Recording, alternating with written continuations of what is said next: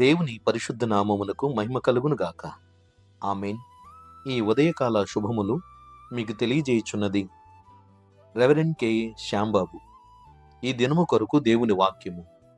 తరువాత నేను సర్వజనుల మీద నా ఆత్మను కుమ్మరింతును. మీ కుమారులను మీ కుమార్తెలను ప్రవచనములు చెప్పుదురు. మీ ముసలివారు కలలు కందురు. మీ యవనులు దర్శనములు చూతురు. యోవేలు గ్రంథము 2వ అధ్యాయము 28వ వచనము. ప్రభునందు ప్రియులారా, క్రీస్తుకు పూర్వము 8వ శతాబ్దములో ప్రవక్త అయిన యోవేలు రచించిన ప్రవచనాత్మక గ్రంథమది. ఆ వాక్యములు నెరవేర్పుకు ఇంచుమించు యేసుక్రీస్తు పుట్టిన తరువాత మొదటి శతాబ్దములో అక్షరాల అది నెరవేరింది. దేవుని యొక్క మాటలు యథార్థములు, సత్యములు.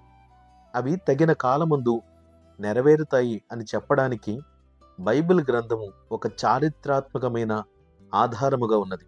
అపోస్తలుల కార్యముల గ్రంథము 2వ అధ్యాయములో పెంతుకొస్తు పండుగ దినాన్ని యేసు ప్రభు శిష్యులు దేవుడు అనుగ్రహించిన పరిశుద్ధాత్మ వరము చేత ఆత్మ కలిగించేటువంటి శక్తితో వారు అభిషేకించబడిన వారై ప్రవచనాత్మకమైనటువంటి లేఖనములను ఆధారము చేసుకుంటూ లోకరక్షకుడిని యేసుక్రీస్తును, ఆయన ద్వారా మనకు కలిగినటువంటి రక్షణను వారు ప్రకటించున్నారు. అనేక భాషలలో అనేక మంది ప్రజలకు ఆ పండుగ దినాన్ని ప్రభువును ప్రకటించారు. వాక్యాన్ని ఆలకిస్తున్న ప్రియ సోదరి సోదరుడా, ఈ దినాన్ని, ఈ వాక్యమును మన జీవితములో దేవుడు నెరవేర్చడానికి ఈ వాక్యము ద్వారా మరలా మనలను సంధిస్తున్నాడు. సర్వజనుల మీద దేవుని ఆత్మ కుమ్మరించుదునని సెలవిచ్చాడు. దేవుని ఆత్మ కుమ్మరింపు కలిగినప్పుడు, లేదా ఆత్మ అభిషేకమును పొందిన మన కుమారులు గాని కుమార్తెలు గాని దైవికమైనటువంటి మనస్సు చేత నడిపించబడుతూ ప్రవచనములు చెబుతారు. మన ముసలివారు అనగా వృద్ధాప్యముల నుండి ప్రతివారు కూడా దైవికమైన మనస్సును వారు కలిగి ఆత్మ సంబంధమైన కలలను వారు కంటారు.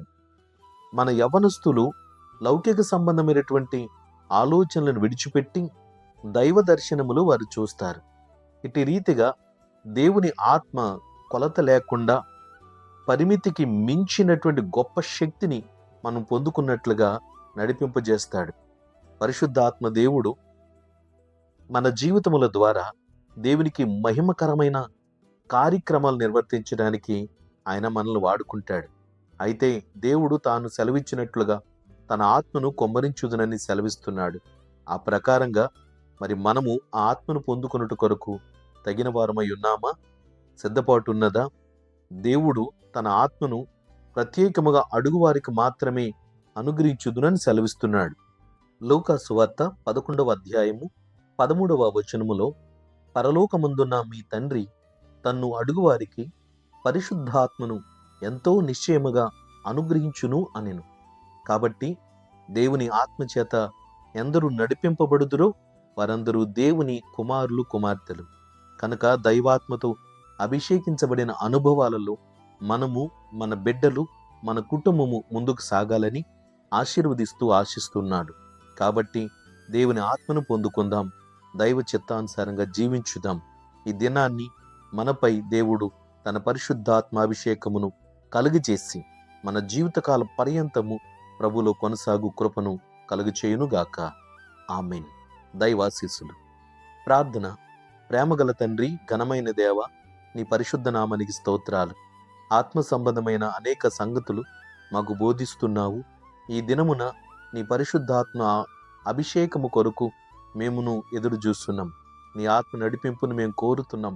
ప్రభువా, లౌకిక సంబంధమైనటువంటి దురాత్మల చేత నాయన మేము పీడించబడుతూ ఆ ప్రకారంగా మమ్ములను మేము ఆత్మీయముగా వంచుకుంటూ లోకానుసారంగా జీవిస్తూ నిన్ను ఆవేదనకు గురి చేస్తున్నాం.